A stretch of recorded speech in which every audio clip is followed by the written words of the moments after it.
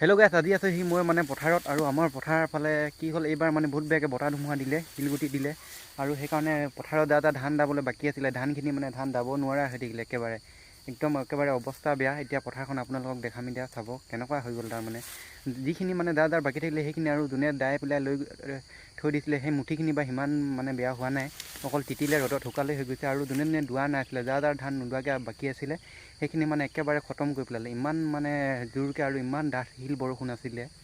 এইখিনি চাই লওঁ আমাৰ গাঁৱৰ পথাৰৰ ধানখিনি, এইটো ধান চাই লওঁ। ধান এটাও নাই বোলে, নাই আকৌ সঁচাকৈ। ধানখিনি ক'ত দেখিবি, ওপৰত নেদেখ, এতিয়া দেখিবি তলত। চাই ল ধান তল মে খাটনা খাটনা খাটনা গিৰা হাই। ধান চাই ল,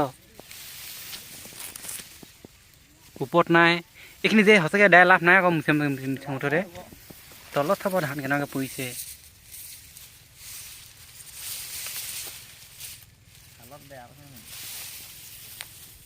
একদম মানে খতম হোৱা দেই সঁচাকৈ।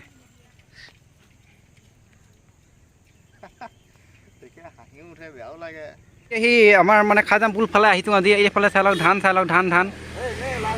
ইয়াতো একেয়ে মানে ৰাস্তা কাষে যিখিনি ধান আছে, ধানখিনি ভিডিঅ' কৰিছোঁ মই। এইটো ধান চাই লওক কেনেকুৱা খাতনাক হৈ গ'ল।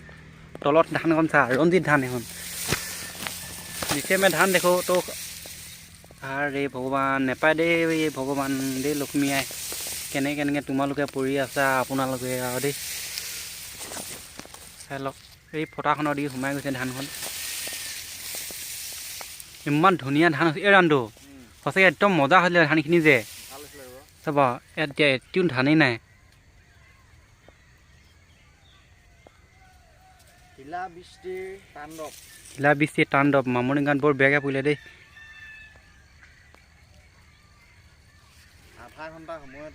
আৰু আজি মানে সৌফালে চাওকবোৰ মানুহ, সেইবোৰ হৈছে চৰকাৰী মানুহ। আৰু এই মানে বতাহ ধুমুহা আৰু শিল বৰষুণত মানে খেতি পথাৰ নষ্ট হ'ল, সেইকাৰণে মানে চাবও আহিছে চৰকাৰৰ ফালৰ পৰা, কিবা সাহাৰ্য দিব চাগে। আৰু সিহঁতৰ মানে উপায়ো নাই মানুহবোৰৰ। আমাৰখিনি বা যি হওক আগতীয়াকৈ শেষ হ'ল আৰু এনেকৈ লৈ আনিছে ধান। এইখিনি মানে সিমানো বেয়া হোৱা নাই, ঠায়ে মানে একেবাৰে খতম হৈ গ'ল, ঠায়ে মানে একেবাৰে অকণমান বাচিলে। আৰু সেনেকৈ লৈ আনিছে। আৰু এৰি থৈ আহিবলৈতো কেনেকৈ এৰি থৈ আহে, গোটেই বছৰটো খাম বুলি ইমান কষ্টৰে কৰা খেতিখিনি যদি এনেকুৱা অৱস্থা হয়। সেনেকৈ লৈ আনিছে আৰু দাই মেলি যিমানখিনি পাৰে সিমানখিনি পাব আৰু ধান।